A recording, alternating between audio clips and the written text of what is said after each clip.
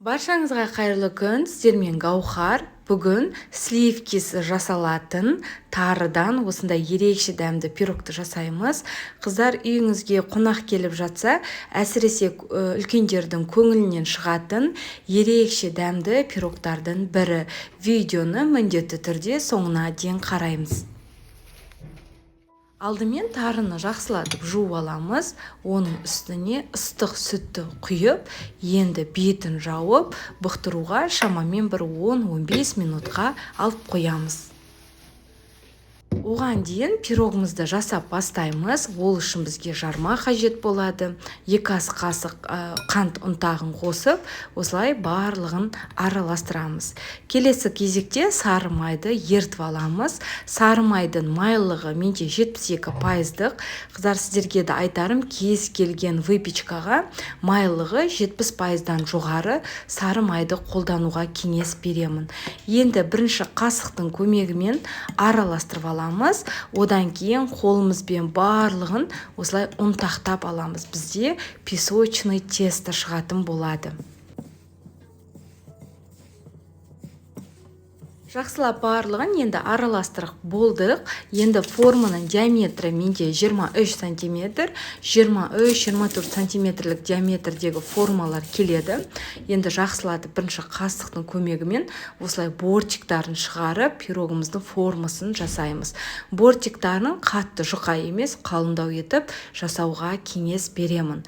Енді мінеке барлығын жасап болғаннан кейін тоңазытқышқа салып қоямыз. Оған дейін салмасын әзірлейміз. Ол үшін менде президент қаймағы 20%-дан жоғары қаймақты пайдаланамыз. Егер де қаймақтың суы болса, онда қыздар міндетті түрде суын төгіп тастаңыздар.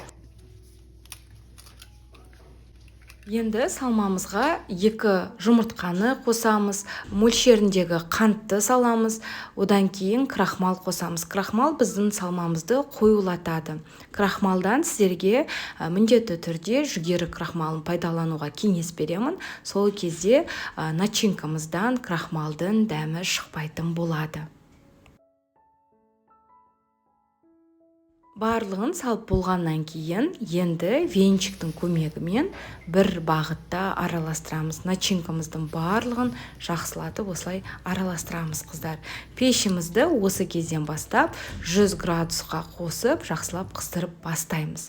Мінеке ең соңында бөктіріліп тұрған тарыдан қосамыз. Тарыда, қыздар, сәл ғана сүт болса, сүтін алып тастаймыз. Қою тарының өзін ғана қосып, араластырып, салмамызға құйып, 100 градуста 1-1,5 сағат асықпай пісіреміз. Сол кезде біздің чизкейк сияқты пирогымыз әдемі болып пісетін болады. Мінеке пирогымыз дайын болды. 1 сағаттай бөлме температурасында менде тұрды, суп болды. Енді асықпай кесе берсек болады. Рецепт ұнап жатса, қыздар, лайк басып, каналыма тіркелуді ұмытпаймыз. Алда тағы да неше түрлі өте дәмді, жасалу жолы оңай пирогтардың рецебімен бөлісетін боламын. Лайк басып, мені қолдап қойсаңыздар. Сіздермен бірге болған Гаухар ас болсын.